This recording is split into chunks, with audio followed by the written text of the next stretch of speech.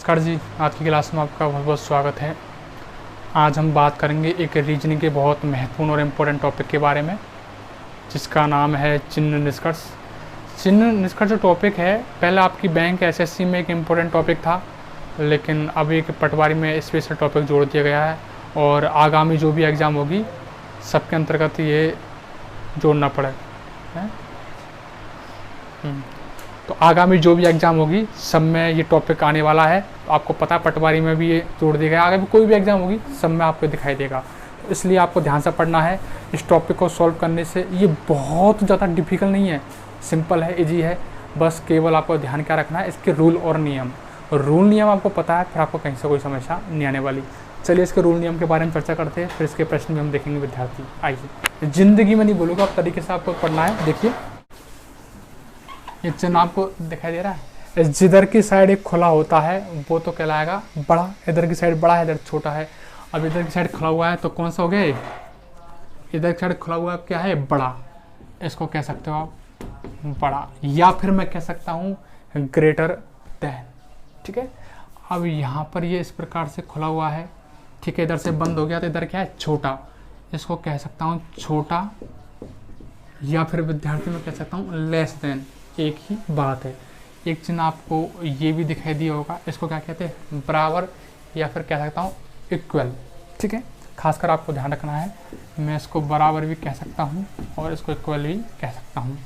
Next बात करता हूँ मैं आपके सामने इस वाले चिन्ह की। ये तो कहलाएगा बड़ा, और बड़े के जस्ट नीचे मैंने जोड़ दिया तो बराबर का चिन्ह मैंने जोड़ दिया, क्या कहलाएगा ये, बड़ा या फिर बराबर, बड़ा या फिर बराबर। अगर इंग्लिश में कहूँ तो मैं कहूँगा ग्रेटर देन इक्वल, बड़ा कह सकते हैं या फिर बराबर भी आप कह सकते हैं। ठीक है, नेक्स्ट बात करता हूँ इस वाले की।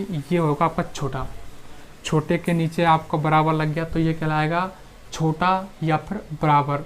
इंग्लिश में यदि मैं कहूँ तो मैं कहूँगा इसको लेस देन इक्वल, या कह सकता हूँ छोटा या बराबर। ध्यान कीजिए ये क्या है, बराबर। बराबर को मैंने हटा दिया तो क्या कहलाएगा, बराबर तो नहीं है तो क्या होगा ये, या तो होगा छोटा या हो सकता है बड़ा, लेकिन बराबर नहीं है। तो इन चिन्हों के बारे में आपको थोड़ा सा ध्यान रखना है, और बाकी की कुछ रूल नियम और है उनके बारे में चर्चा करता हूँ। देखिए विद्यार्थी, नेक्स्ट रूल नियम इसके क्या है।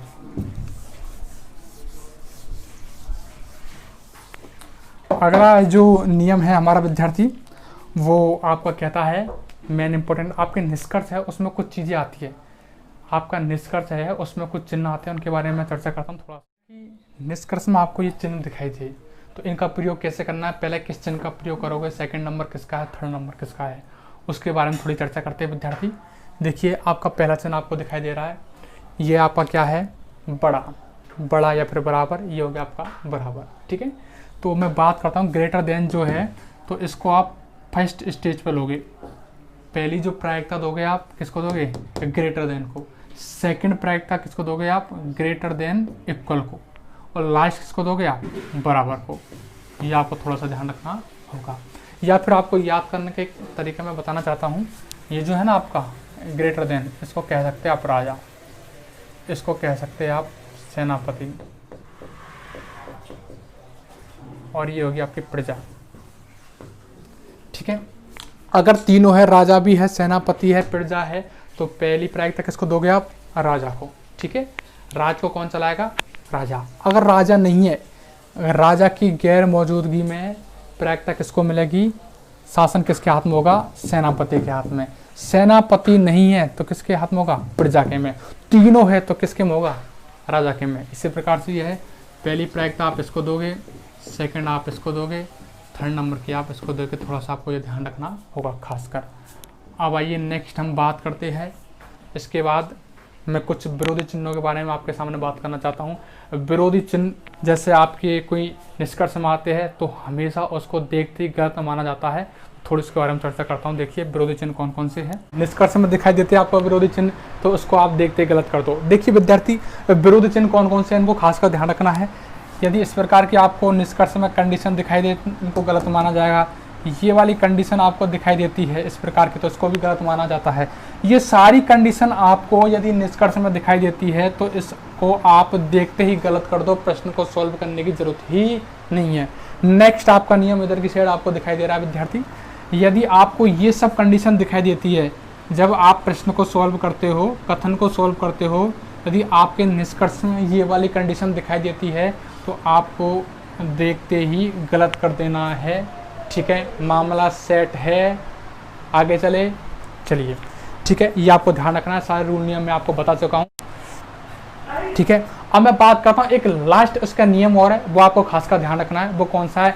यदि आप किसी भी, ध्यान रखिए विद्यार्थी, यदि आप किसी भी निष्कर्ष में बाएं से दाईं ओर जाते हो, यानी आगे से पीछे की ओर जाते हो, तो उसमें कोई भी परिवर्तन नहीं होता है।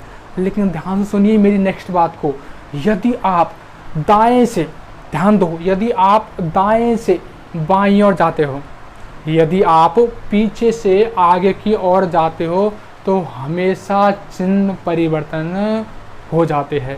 चलो मैं लिख देता हूँ जिससे आपको याद रहेगा। ठीक है, जब भी आप विद्यार्थी खास का ध्यान रखना है, जब भी आप दाएं से बाईं ओर जाते हो, जब भी आप दाएं से बाईं ओर जाते हो विद्यार्थी खास कर ध्यान रखना है, तो हमेशा आपको चिन्हों को परिवर्तन करना होगा।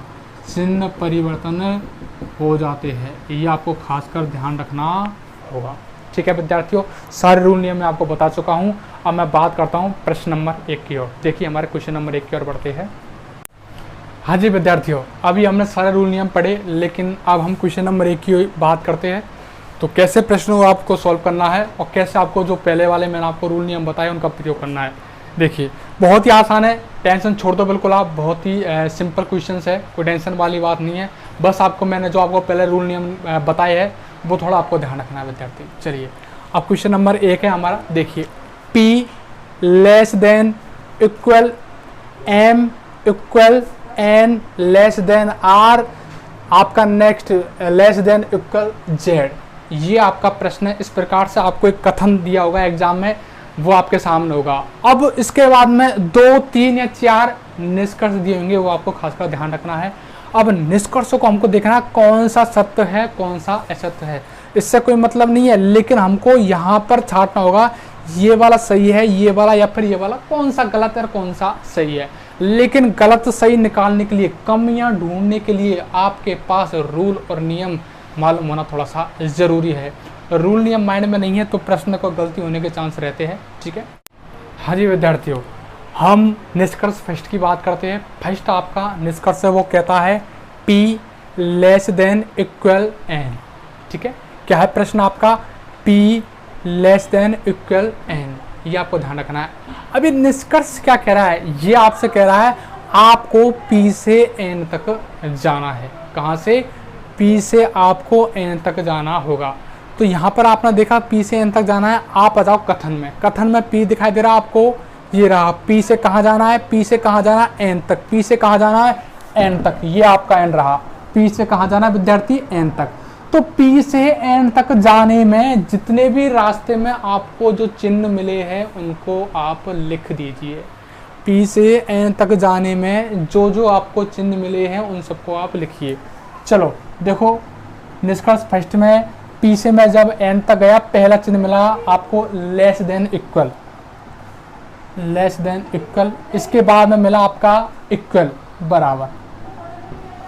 मुझे P से N तक केवल 2 चिन्ह ही दिखाई दिए, मैंने दोनों चिन्हों को यहाँ पर लिख दिया विद्यार्थी। अब इसके बाद आपकी सेकंड बात आती है। देखो ये इसको आपने क्या माना, ध्यान दीजिए। यहाँ पर ये तो हो गया राजा, ये क्या है? सेनापति, ये क्या है? प्रजा। पहली प्रायोरिटी किसको दोगे आप? राजा को, सेकंड सेनापति, और लास्ट आपकी प्रजा। अब यहाँ पर राजा दिखाई दे रहा है आपको, है क्या राजा?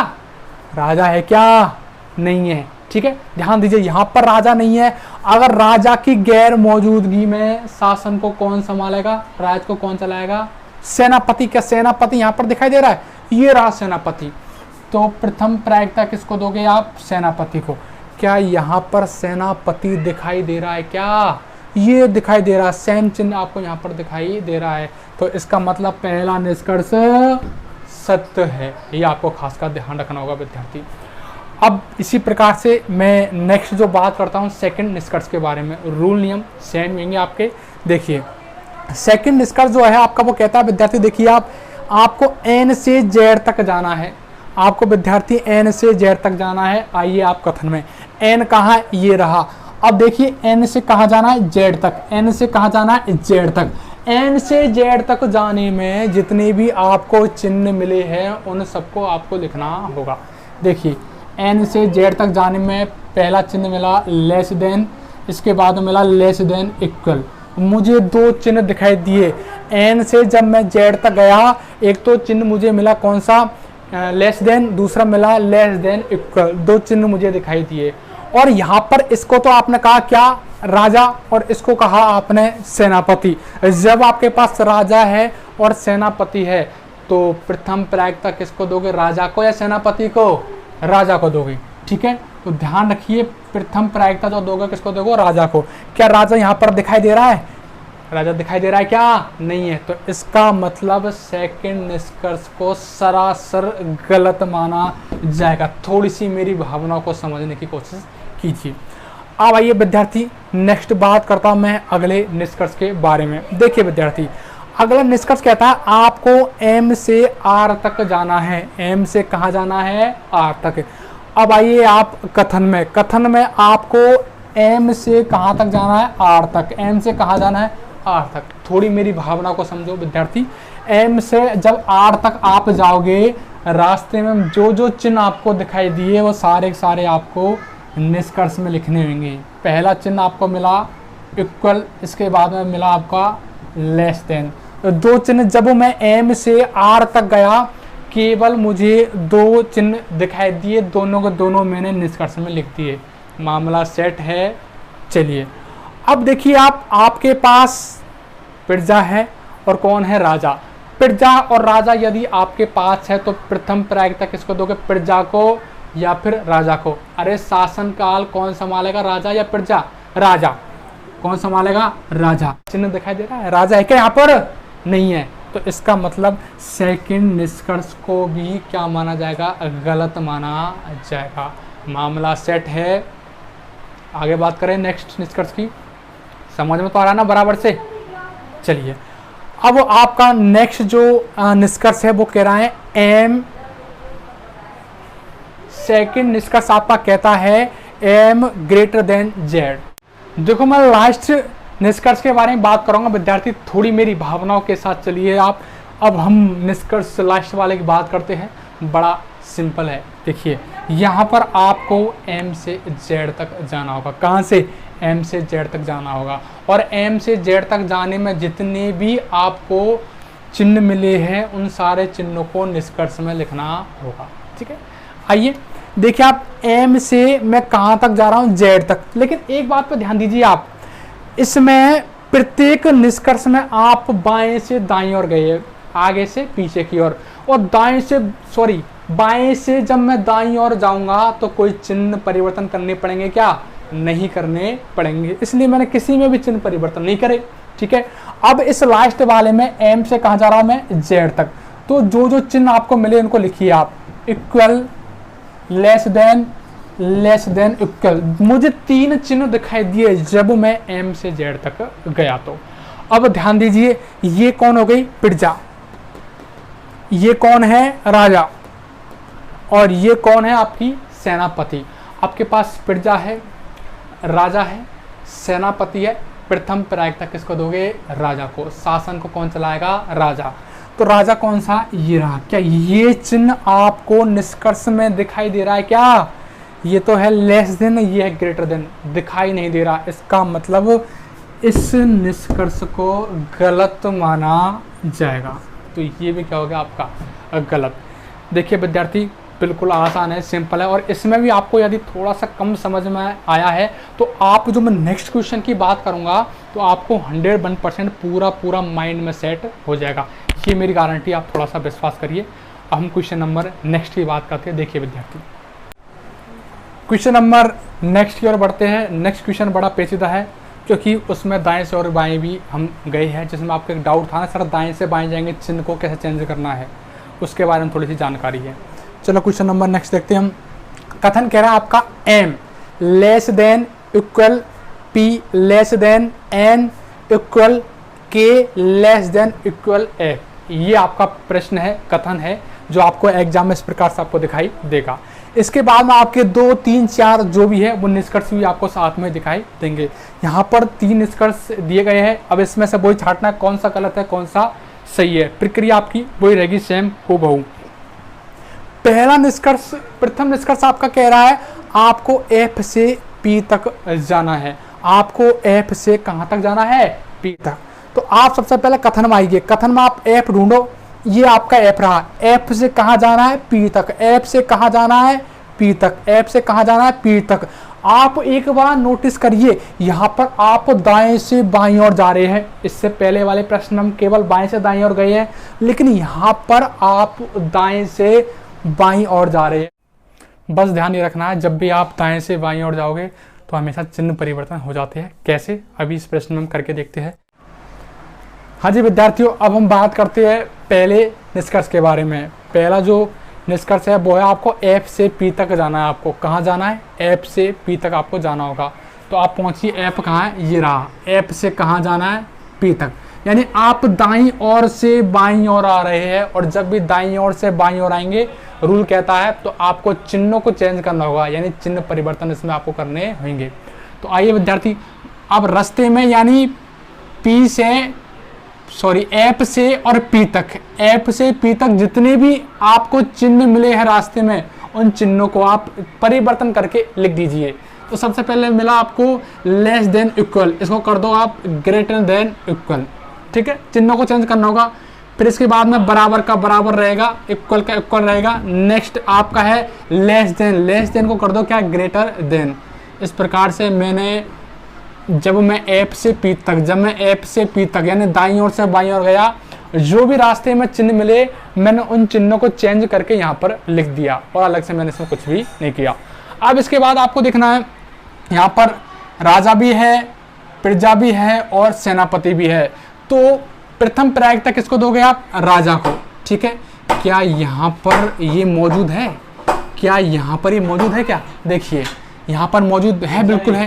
देखो ये चिन्ह यहाँ भी है और ये चिन्ह यहाँ पर भी मौजूद है, यहाँ पर भी दिखाई दे रहा है। तो इसलिए पहले निष्कर्ष को क्या माना जाएगा? सही माना जाएगा। पहला क्या हो गया आपका? सही। अब बात करता हूँ मैं सेकंड निष्कर्ष के बारे में। सेकंड जो आपका निष्कर्ष है विद्यार्थी, वो कह रहा है K से आपको M तक जाना होगा। ठीक है, तो आप आइए कथन में, K कहाँ? ये रहा। K से कहाँ जाना है आपको? K से कहाँ जाना है? M तक। K से जाना है आपको M तक, यानी मैं दाईं ओर से बाईं ओर जा रहा हूँ, पीछे से आगे की ओर जा रहा हूँ। और जब भी मैं दाईं ओर से बाईं ओर जाता हूँ तो आपको ध्यान है विद्यार्थी, हमेशा आपको चिन्ह चेंज करने होंगे। ठीक है, अब आइए रास्ते में K से M तक, यानी K से M तक जितने भी आपको चिन्ह मिले उसको परिवर्तन करके आप लिख दीजिए। तो सबसे पहले मुझे इक्वल मिला, इक्वल का इक्वल रहेगा, इसमें कोई चेंज नहीं होगा। ये आपका लेस देन मिला, लेस देन को चेंज करो ग्रेटर देन में। फिर मेरा आपका लेस देन इक्वल, इसको ग्रेटर देन इक्वल में आप चेंज कर दीजिए विद्यार्थी। इस प्रकार से आपके यहाँ पर मैंने चिन्ह को परिवर्तन करके लिख दिया। अब सेकंड बात आती है इसमें कि इसमें देखो प्रजा भी है, सेनापति भी है और राजा भी है। तो प्रथम प्रायिकता किसको दोगे आप? राजा को। तो देखिए यहाँ पर राजा मौजूद है क्या? बिल्कुल है। तो इसका मतलब आपका सेकंड जो निष्कर्ष है वो भी सही माना जाएगा। ठीक है, खासकर आपको ध्यान रखना है। इसी प्रकार से आपका नेक्स्ट जो अगला निष्कर्ष है वो तो आप पहले प्रश्न जो पढ़ चुके, इस प्रकार का ही निष्कर्ष है। उसमें देखिए आपको यहाँ पर P से F तक जाना है। तो P तो ये रहा, F ये रहा, यानी मैं बाईं ओर से दाईं ओर जा रहा हूँ। चिन्ह चेंज होंगे या फिर नहीं होंगे? चेंज नहीं करने। तो आपको P से F तक जाना है। जितने भी आपको चिन्ह दिखाई दे रहे हैं बिना परिवर्तन करके सेम टू सेम हूबहू उतार के आप लिख दीजिए। ठीक है, तो P से पहला चिन्ह आया है less than equal, less than equal. जितने भी चिन्ह आए वो मैंने यहाँ पर P से F तक लिख दिए। ठीक है, अब देखो यहाँ पर प्रथम प्रायिकता किसको दोगे आप? राजा को। ठीक है, ये रहा राजा। यहाँ पर राजा दिखाई दे रहा है क्या? नहीं है, यहाँ तो क्या है? बराबर है। यहाँ क्या है आपका? Equal to. तो इसको जो आपका लास्ट तीसरा निष्कर्ष है उसको गलत माना जाएगा। ये आपको खासकर ध्यान रखना है विद्यार्थी, ठीक है। और बाकी के जो क्वेश्चन है उसके बारे में हम चर्चा करने वाले अभी नेक्स्ट वीडियो में।